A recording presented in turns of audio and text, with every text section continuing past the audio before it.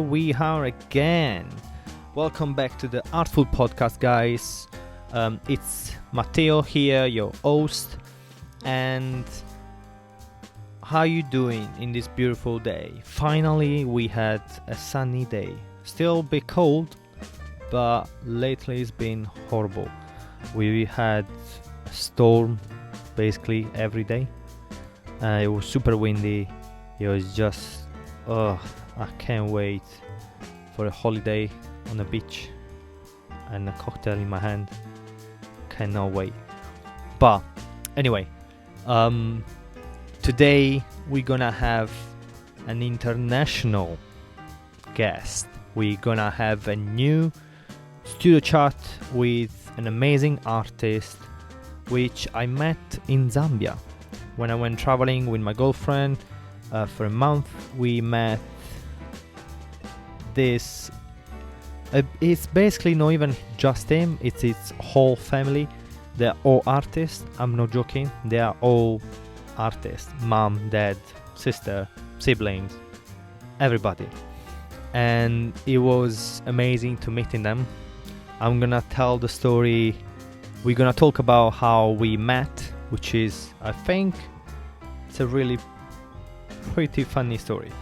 And yeah, I'm just gonna jump into it.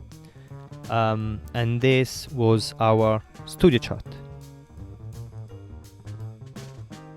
And here we are with the new episode of the studio chat, and today we are going international. We have an international guest. The story is quite interesting, and then we're gonna talk about how we met.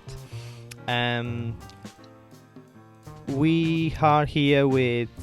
How you doing, my friend? You okay? Yeah, I'm alright. How are you doing? Good to hear from you again. Yeah, it's been a while. Yeah, it has. Yeah, it was. I think it's almost. But at least. I think it was like almost a year. Yeah, it's almost a year actually. Yeah. I was going to say. The last time, basically. So how I said in the intro, it was quite interesting how we met, because then it just creates the whole situation, which was so nice. But yeah, we're gonna talk about later. You wanna first of all introduce yourself and where you from, and what you're doing at the moment, and yeah, your name and everything.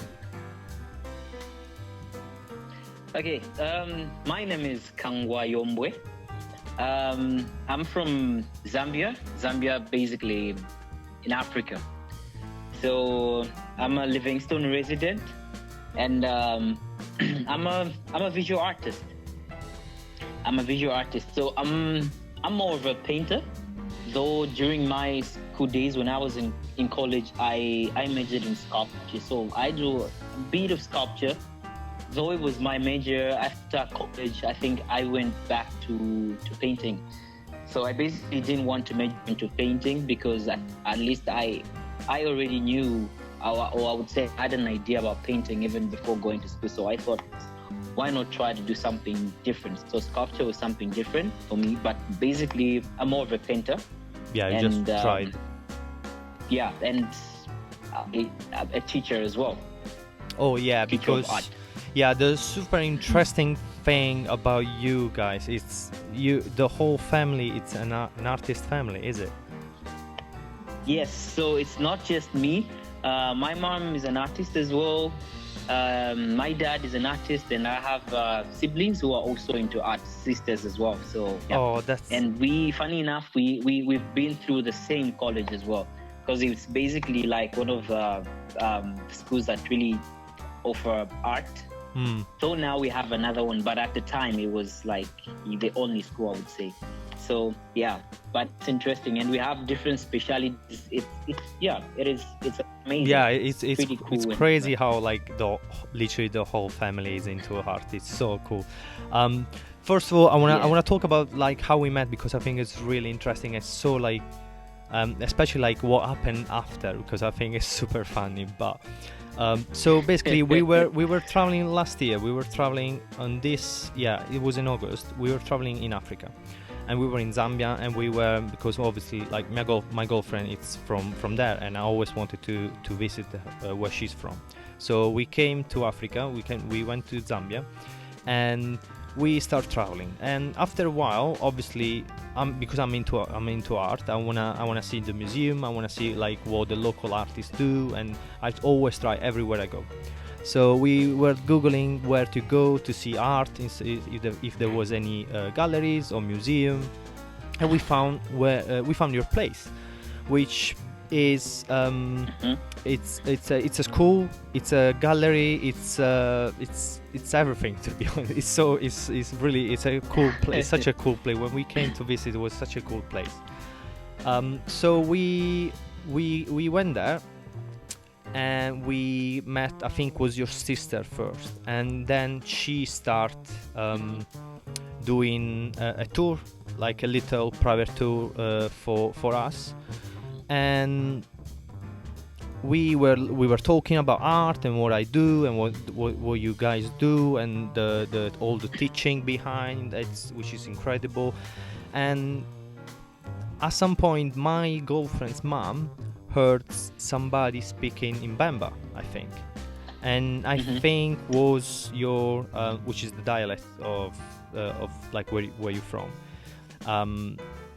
Yes. And she recognized the dialect, and she started talking to your mom, and then basically they find out they are kind of related to each other, like they are from the same family, and it starts the whole thing of, then we start having food together. We came back the night, the evening, and we did an amazing like barbecue.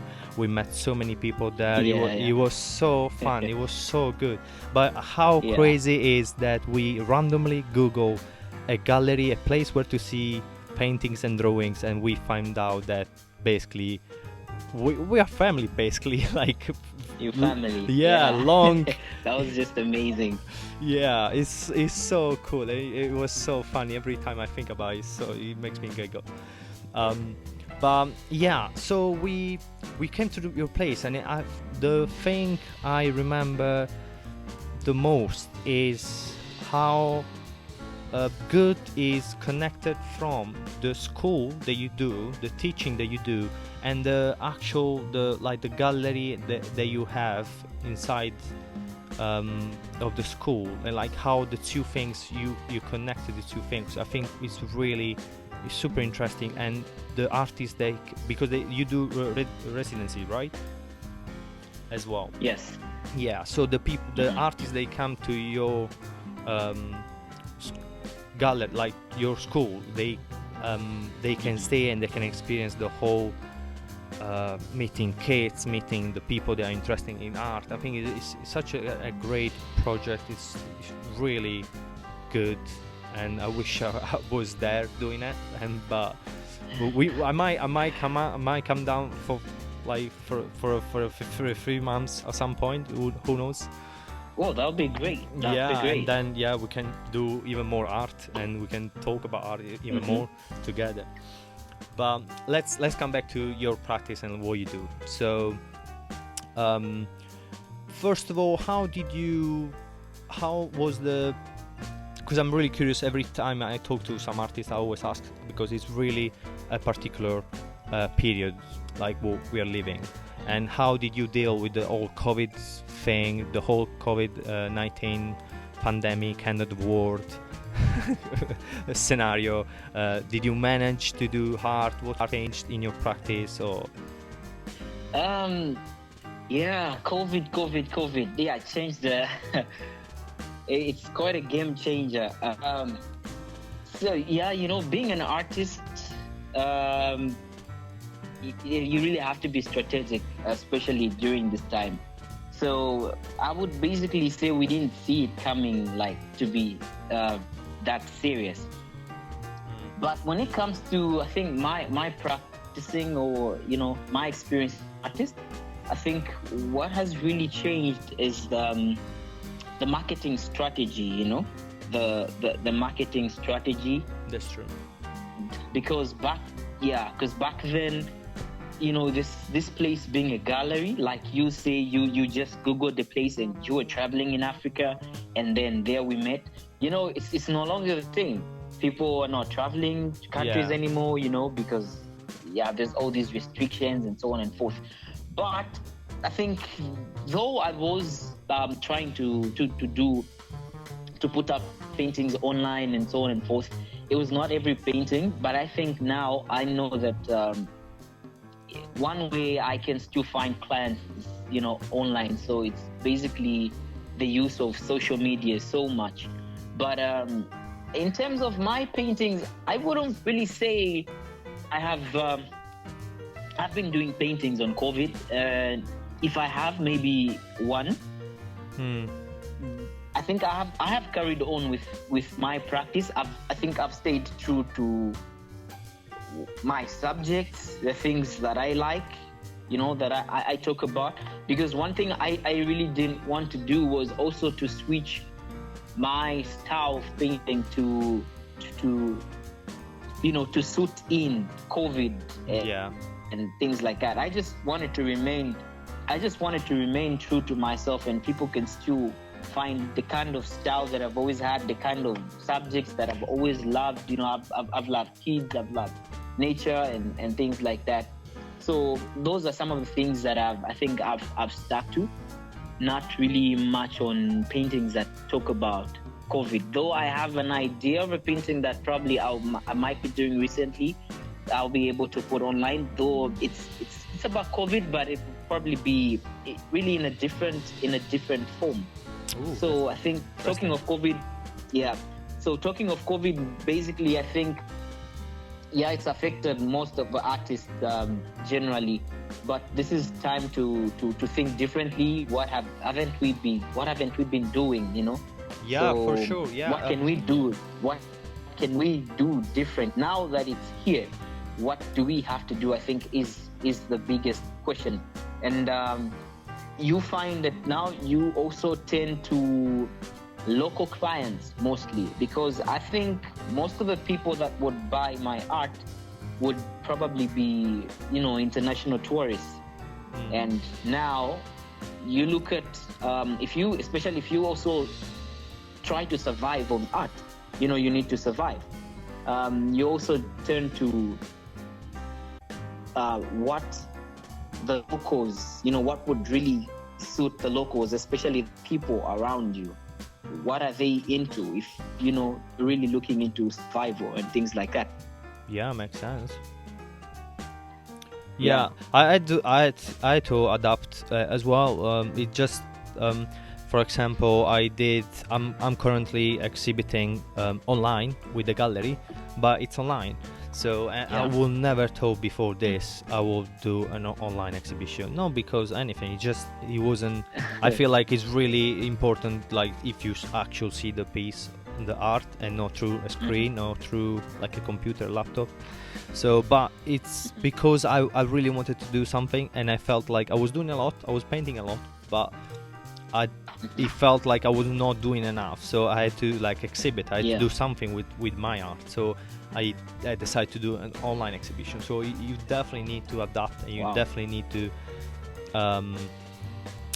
change the way you approach to the audience, because if it's not, you're just gonna do drawings and painting, and you're gonna be at home, like nobody's gonna see it. If they're close, you need to find a way to show people. It's not that difficult right now, because of obviously like social media and internet and everything. So it's not too difficult, but at the same time it's different. It's just different. And especially like how we are used to see art. It has to be in a gallery, it has to be in a museum, and obviously now it's different. So we need to change and find a way to get to the audience. Obviously we're gonna struggle at the beginning, because it's always like this. We love the struggle. If you're an artist, that's your bread, everyday bread. But yeah, you need to definitely adapt, and this pushed everybody to adapt. And on your practice, you said you didn't want to change what you usually do, because you do portrait and nature, right? Mostly. Yes. So you do. I really like. Obviously, when we came down there and you had the drawings and you showed me your drawings, and the drawings are just. I'm a big fan of drawings. That's paint, oil painting and drawing. That's my like I always look into. Yeah. So the drawings are just fantastic.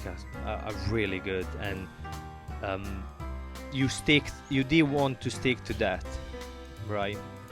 Come again? You wanted to stick to your practice, to your your usual subjects. Yes. Which yes, is yes. Which is like in general, like you said, kids and like people that are like asking you usually like for a commission, or it's just like you want what person you like to draw? Yeah, I think mostly it's a two-way thing. Sometimes people ask for commissions, like maybe portraits and things like that, and then sometimes it's just basically you, and maybe I would say basically me. I love happy scenes. I'm a fan of kids when they play around. Sometimes I move and then I take pictures. If I find kids playing, I find beautiful scenarios. And COVID brought a lot of anxiety to people. Others panicked. People lost jobs. It's not something that I think everyone wants to keep around. So I pick a subject around COVID in my work because I try to stay with the positive. Kids playing around and things like that. I know we all have a role to play, talking about masking up, sanitizing your hands and things like that, which I want to believe people have heard a lot on TV and things like that. So deliberately, I try maybe not to put that in my paintings.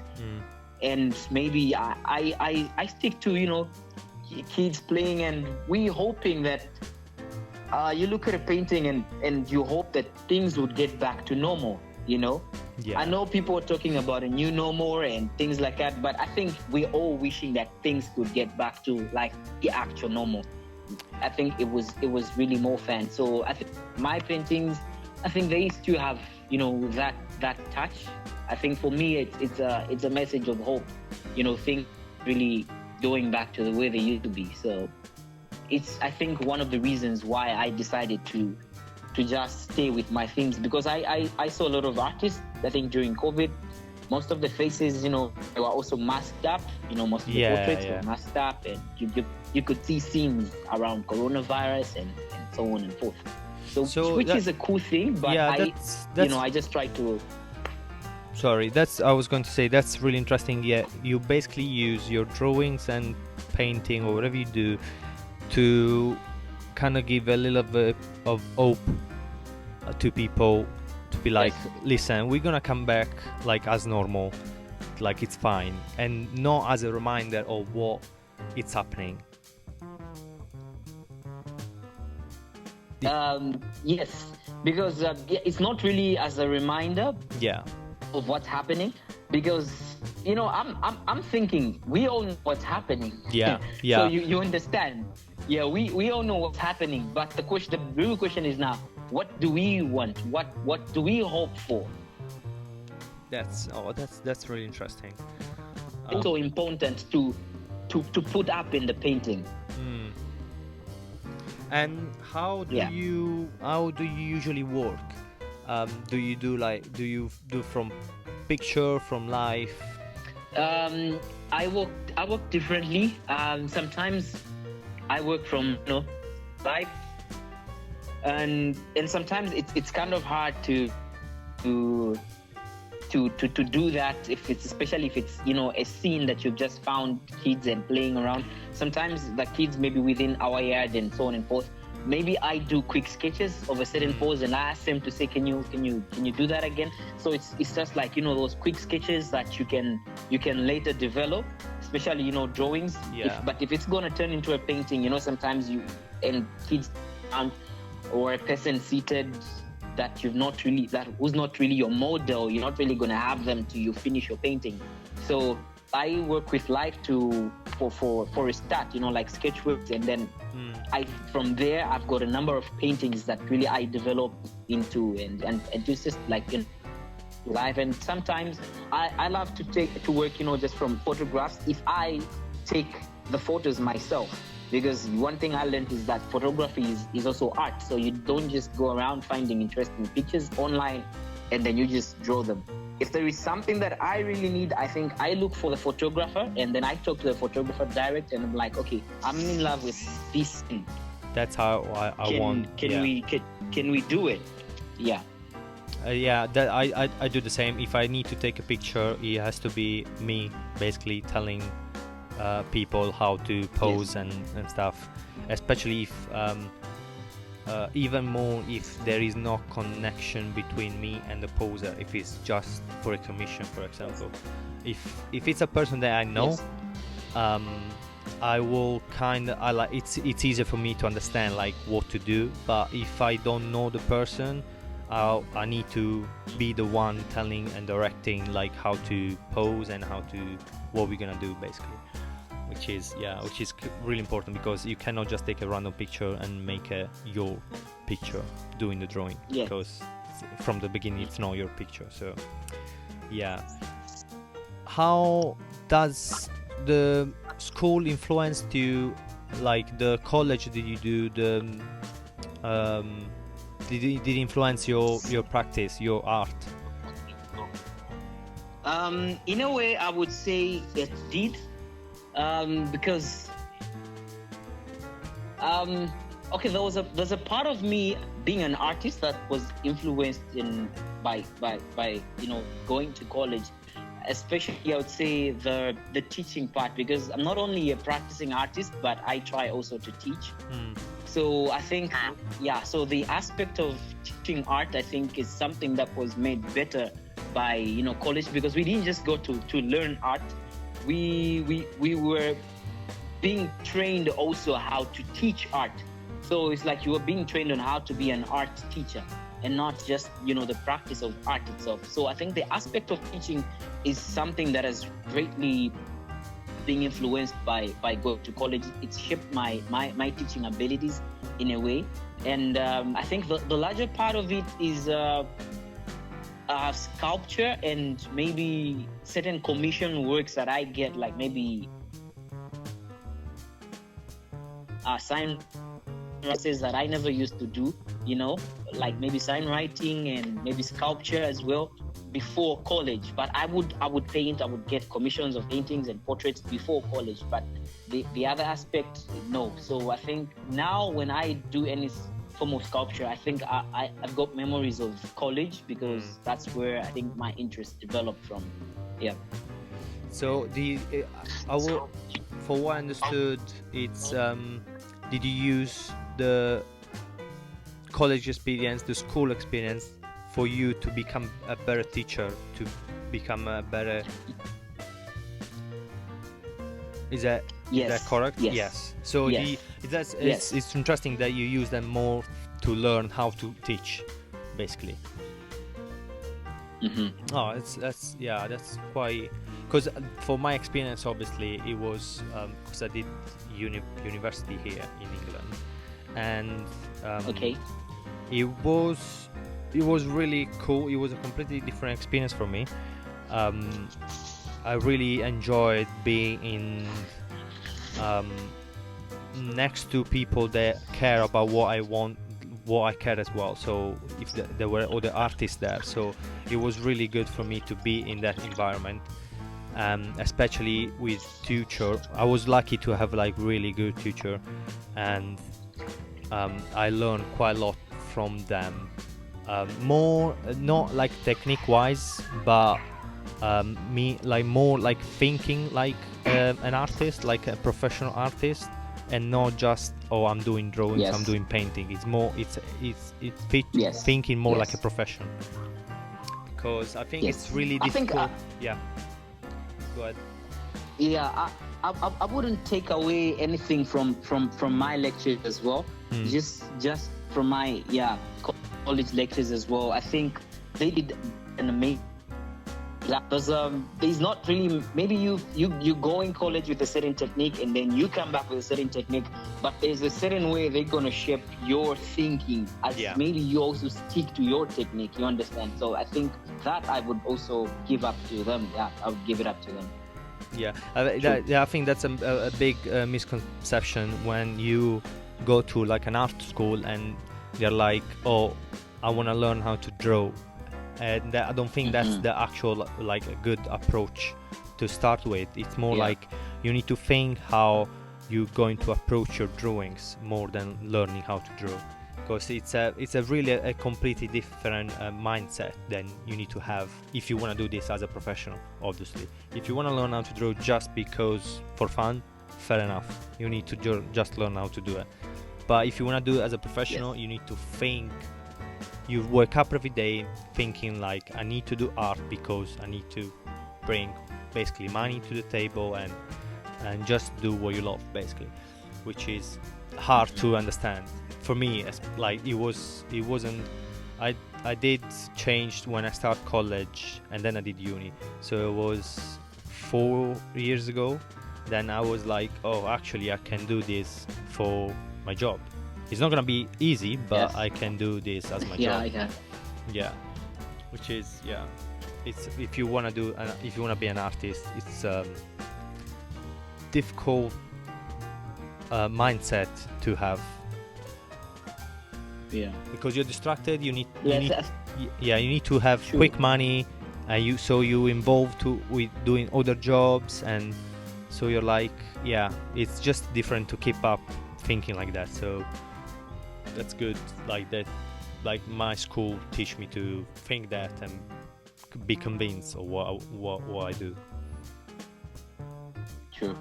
I think you trying to live on art and continue and having the courage, the time to continue with it.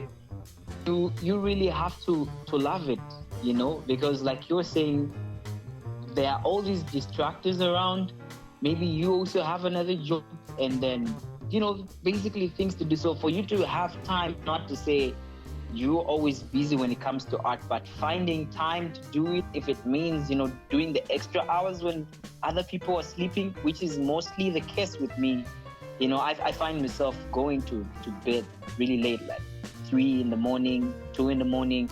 And I think I'm used like that because during the day, sometimes the things that really make you tired, so maybe you sleep a little and then wake up and then find that time to just paint because you love painting. And sometimes you're not even sure on whose maybe your painting is gonna be sold or not. That's why in times like this, when maybe sales are not as much as they used to be,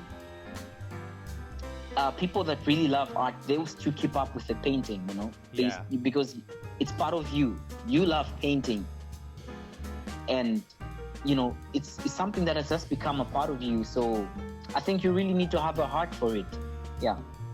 Yeah, it's for sure. Like if you love it, you use it as well as a release. If you're stressed, that's how you express yourself, basically. And if you don't do it, it doesn't work for me. Like I need to do it and I need to release whatever I'm thinking, whatever idea I have, whatever. If I'm stressed, it just helps if you actually like want to be be an artist. It will help you like mentally as well. Like it's just a mindset you need to have. I was going to ask you this, but I think it's probably silly because of your family, but I was going to ask you, why did you choose to be an artist, as we're talking about to be a professional artist? But obviously it's maybe it's because you have your mom, your dad, your sister, everybody is an artist. It's still an interesting question.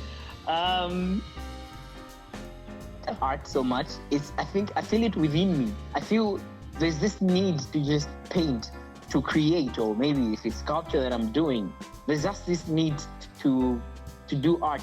And I'm also in love with other forms of art because when I was in my secondary school, I never missed any acting, like drama, performing arts. I was on every